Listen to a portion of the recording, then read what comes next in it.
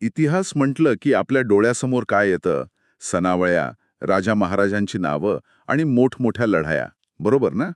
शाळेत असताना अनेकांना हा विषय थोडा कंटाळवाणा वाटतो. पण आपण इतिहासाकडे अनेकदा एका आरशाप्रमाणे बघतो, ज्यात फक्त भूतकाळ दिसतो. आजच्या चर्चेतून आपण हे पाहणार आहोत की इतिहास हा आरसा नाही, तर एक टूल बॉक्स आहे. एक असा हत्यारांचं पाकीट जे वापरून आपण आजच्या समस्या सोडवू शकतो आणि भविष्यासाठी योग्य निर्णय घेऊ शकतो. अगदी बरोबर. आज आपण याच उपयोजित इतिहासाबद्दल बोलणार आहोत. याला जनांसाठी इतिहास किंवा पब्लिक हिस्ट्री असंही म्हणतात. म्हणजे थोडक्यात इतिहासाला त्या जुन्या, धुळीने माखलेल्या पुस्तकांमधून बाहेर काढून आपल्या रोजच्या जगण्याशी कसं जोडायचं, हे आज आपण आपल्या स्रोतांच्या आधारे समजून घेणार आहोत. आणि या चर्चेचा उद्देश हाच आहे की इतिहासाचा अभ्यास फक्त इतिहासकारांसाठी किंवा विद्यार्थ्यांसाठी नाही, तो आपल्या सर्वांसाठी आहे. आपण वापरत असलेल्या तंत्रज्ञानापासून ते आपण काम करत असलेल्या कंपनीच्या कार्यसंस्कृतीपर्यंत प्रत्येक गोष्टीची मुळं इतिहासात दडलेली आहेत. ही मुळं शोधून काढणं म्हणजे वर्तमानाला अधिक चांगल्या प्रकारे समजून घेणं. चला तर मग हा टूलबॉक्स उघडून बघूया. नक्कीच. सुरुवात एका सामान्य गैरसमजापासून करूया. अनेक जण विचारतात, इतिहासाचा रोजच्या जीवनात काय उपयोग? किंवा यातून पैसे कसे मिळणार? हं? उपयोजित इतिहास याच प्रश्नांची उत्तरं देतो. तो इतिहासाला लोकांच्या वर्तमान जीवनाशी जोडतो. हे मजेशीर आहे. म्हणजे हे फक्त तज्ज्ञांचं काम नाही, तर यात सामान्य माणसेही सहभागी होऊ शकतात. आपल्या स्रोतांमध्ये बेंगलुरूच्या Srishti institute of art, design and टेक्नॉलॉजीचा उल्लेख आहे, जिथे सेंटर फॉर पब्लिक हिस्ट्री नावाचा स्वतंत्र विभाग आहे. हो. आणि हेच या संकल्पनेचं सौंदर्य आहे. यात कोणीही सहभागी होऊ शकतं. जेव्हा आम्ही एखाद्या किल्ल्याला किंवा संग्रहालयाला भेट देतो, तेव्हा आपण फक्त पर्यटक नसतो, तर नकळतपणे आपण त्या पब्लिक हिस्ट्रीचा एक महत्त्वाचा भाग बनत असतो. वा, म्हणजे आपण त्या जागेला महत्त्व देतो, तिच्याबद्दल चर्चा करतो आणि त्यामुळे तिच्या संवर्धनासाठी एक प्रकारचा सामाजिक दबाव निर्माण होतो. हा विचारच किती छान आहे. निश्चितच. पर्यटनामुळे लोकांमध्ये आपल्या वारसाबद्दल आवड आणि अभिमान निर्माण होतो आणि मग ते आपल्या शहरातील किंवा गावातील प्राचीन स्थळांच्या जतन आणि संवर्धनाच्या प्रकल्पांमध्ये स्वतःहून सहभागी होतात. ही एक सकारात्मक साखळी तयार होते. ठीक आहे, तर इतिहासाचा हा टूलबॉक्स फक्त जुन्या गोष्टी जपण्यासाठी नाही, तर तो इतर अनेक क्षेत्रांसाठीही उपयुक्त आहे. चला या टूलबॉक्समधली काही हत्यारं काढून बघूया. विज्ञानापासून सुरुवात करूया का? उत्तम कल्पना. गरज ही शोधाची जननी आहे, ही म्हण आपण सगळ्यांनी ऐकली आहे. कोणताही वैज्ञानिक शोध हा अचानक किंवा जादूने लागत नाही. त्यामागे मानवी गरजा, जिज्ञासा आणि शतकानुशतकं चालत आलेलं निरीक्षण असतं. ही संपूर्ण प्रक्रिया, ती कारणपरंपरा समजून घेण्यासाठी आपल्याला विज्ञानाचा इतिहास अभ्यासावा लागतो. म्हणजे अगदी सुरुवातीच्या काळात माणसाने बनवलेल्या दगडी हत्यारांपासून ते आजच्या स्मार्टफोनपर्यंत प्रत्येक शोधामागे एक गोष्ट आहे. तंत्रज्ञानाचा इतिहास आपल्याला हीच गोष्ट सांगतो. बरोबर. आणि विज्ञान आणि तंत्रज्ञान हे एकमेकांपासून वेगळे करताच येत नाहीत. विज्ञानाच्या प्रगतीमुळे उत्पादन प्रक्रियांचं यांत्रिकीकरण कसं होत गेलं, आगगाडीपासून ते इंटरनेटपर्यंत तंत्रज्ञानाने आपलं आयुष्य कसं बदललं, हे समजल्यावरच आपण पुढच्या तंत्रज्ञानाची दिशा ठरवू शकतो. आजकाल स्टार्टअप्समध्ये move fast and break things असं म्हणतात. पण तंत्रज्ञानाचा इतिहास आपल्याला शिकवतो की प्रत्येक नवीन शोध हा जुन्या पायावरच उभा असतो. तो काहीतरी मोडून नाही, तर काहीतरी जोडून तयार होतो. ह्याच लॉजिकने आपण व्यवसायाच्या जगात म्हणजे मॅनेजमेंटमध्ये बघू शकतो का? खूप छान मुद्दा मांडला. व्यवस्थापन शास्त्रासाठी तर इतिहासाचं ज्ञान म्हणजे जणू एक एक्स-रे विजन आहे. आज आपण कंपनी कल्चर किंवा वर्क एथिकबद्दल खूप बोलतो. पण हा कल्चर कुठून आला? तो एका दिवसात तयार होत नाही. बरोबर. त्यामागे अनेक वर्षांची सामाजिक रचना, लोकांच्या एकमेकांशी वागण्याच्या पद्धती, त्यांच्या मनात बसलेल्या धारणा, ह्या सगळ्या गोष्टी दडलेल्या असतात. अगदी तेच.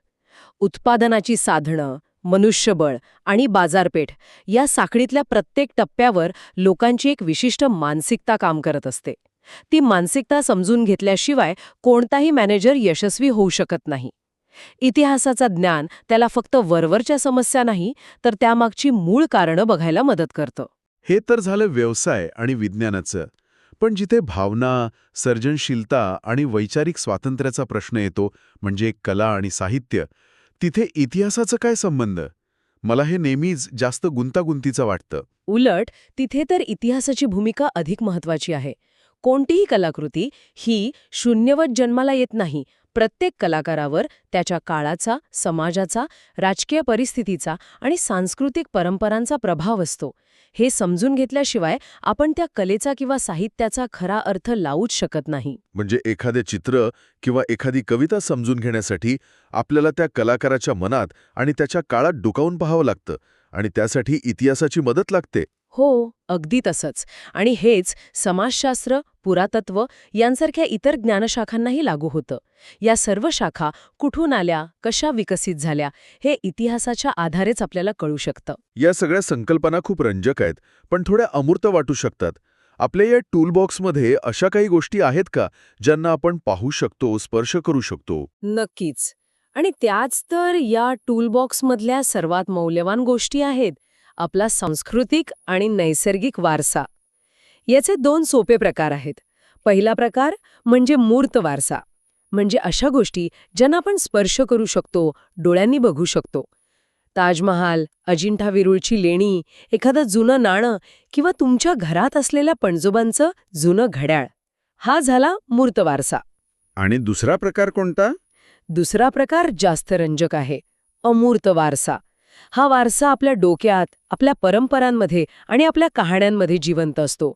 जसं की आजीच्या गोष्टी, एखादं लोकगीत, होळी किंवा दिवाळी साजरी करण्याची विशिष्ट पद्धत, किंवा अगदी तुमच्या आईच्या हातची एखादी खास पारंपरिक पाकृती.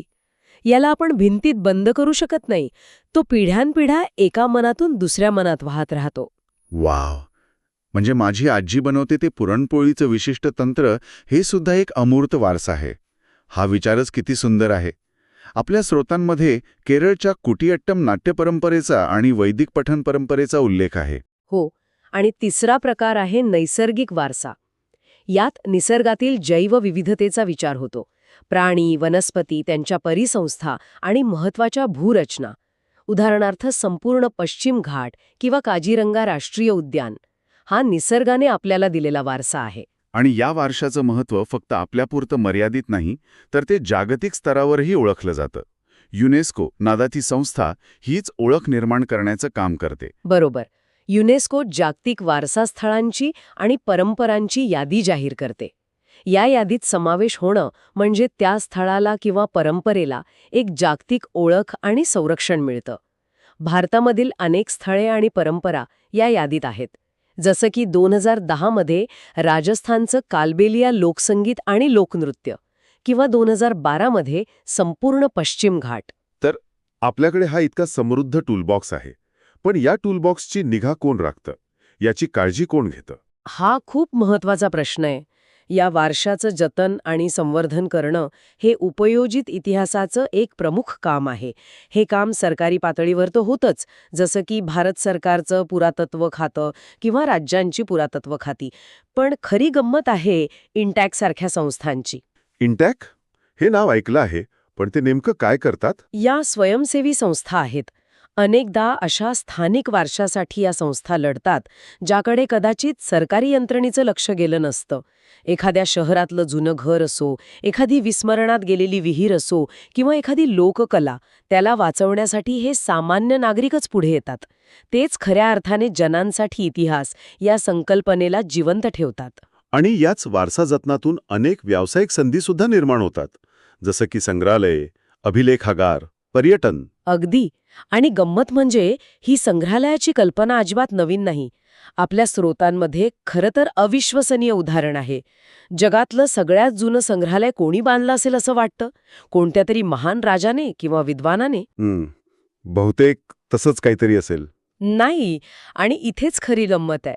मेसोपोटेमियातील ऊर या शहरात उत्खनन करताना जगातलं सर्वात प्राचीन संग्रहालय सापडलं. आणि ते बांधलं होतं एनिगॉल्डी नावाच्या एका राजकन्येने. इतकंच नाही तर ती स्वतः त्या संग्रहालयाची संग्रहपाल म्हणजे क्युरेटर म्हणून काम पाहायची. काय सांगताय? एक राजकन्या आणि संग्रहालयाची क्युरेटर? हे तर अद्भुत आहे. हो ना. तिथे सापडलेल्या प्राचीन वस्तूंसोबत त्या वस्तूंचं सविस्तर वर्णन करणाऱ्या मातीच्या वटिका म्हणजे क्ले टॅब्लेट सुद्धा सापडल्या. विचार करा, हजारो वर्षांपूर्वी इतिहासाला जपण्याची आणि तो लोकांपर्यंत पोचवण्याची किती प्रगल्भ दृष्टी होती तिच्याकडे. ही गोष्ट तर खरंच अविश्वसनीय आहे. भारतातही संग्रहालयांची मोठी परंपरा आहे. कोलकाता येथील इंडियन म्युझियम हे तर खूप जुलं आहे. हो, 1814 मध्ये त्याची स्थापना झाली.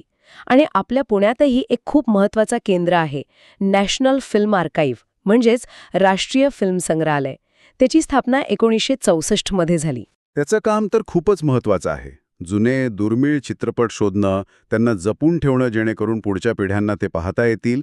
खरं तर ते आपल्या सिनेमाच्या इतिहासाचा DNA जपण्यासारखं आहे. अगदी बरोबर. आणि या सर्व क्षेत्रांमध्ये, मग ते संग्रहालय असो, पुरातत्व स्थळं असो किंवा फिल्म आर्काईव्ह, फक्त इतिहासकारांची गरज नसते. तिथे वास्तुविशारद, अभियंता, कायदेतज्ञ, छायाचित्रण तज्ज्ञ अशा अनेक वेगवेगळ्या क्षेत्रांतील कुशल लोकांची गरज असते. आणि या सगळ्या प्रक्रियेत सगळ्यात महत्त्वाचा घटक कोणता असं मला वाटतं, तो म्हणजे स्थानिक लोक. कोणत्याही वारसास्थळाचं जतन करताना तिथल्या लोकांच्या भावना आणि त्यांच्या गरजा लक्षात घ्याव्या लागतात. तुम्ही अगदी अचूक मुद्दा पकडला आहे. स्थानिक लोकांना त्या प्रकल्पात सामील करून घेतल्याशिवाय कोणताही संवर्धन प्रकल्प यशस्वी होऊ शकत नाही. त्यांच्या पारंपरिक ज्ञानाचा आणि कौशल्यांचा उपयोग करून घेतला पाहिजे. यामुळे केवळ वारशाचं जतन होत नाही, तर स्थानिकांना रोजगारही मिळतो आणि ते त्या वारशाचे खरे पालक बनतात. तर आजच्या चर्चेतून हे अगदी स्पष्ट झालंय. इतिहास म्हणजे केवळ भूतकाळात घडलेल्या घटनांची नोंद नाही, तो एक जिवंत प्रवाह आहे, जो वर्तमानातून वाहत भविष्याकडे जातो. हो, इतिहासाच्या ज्ञानाच्या आधारे वर्तमानाचं योग्य आकलन करता येतं आणि भविष्यकाळासाठी दिशादर्शन मिळतं. विज्ञान, व्यवस्थापन, कला यांपासून ते आपल्या सांस्कृतिक आणि नैसर्गिक वारशाच्या जतनापर्यंत प्रत्येक क्षेत्रात इतिहासाच्या टूलबॉक्समधील हत्यारं किती उपयोगी आहेत हे आपण पाहिलं. तर आज आपण हा टूलबॉक्स उघडून पाहिला, त्यातली अनेक रंजक हत्यारं, अनेक गोष्टी आपण पाहिल्या. पण जाता जाता एक विचार मनात येतोय. आपण आपल्या ऐतिहासिक स्थळं आणि परंपरांकडे अनेकदा केवळ एक वारसा किंवा पर्यटन स्थळ म्हणून पाहतो. पण आजच्या चर्चेनंतर असा एक विचार येतो की या वारसांमध्ये, या टूलबॉक्समध्ये आपल्या भविष्यातील कोणत्या तरी मोठ्या आव्हानांची उत्तरं दडलेली असू शकतात का? मग ते आव्हान पर्यावरणाचं असो, सामाजिक रचनेचं असो किंवा तंत्रज्ञानाच्या नैतिक वापराचं. कदाचित भविष्यातल्या प्रश्नांची उत्तरं भूतकाळातल्या अनुभवांमध्येच सापडतील. यावर विचार करायला नक्कीच वाव आहे.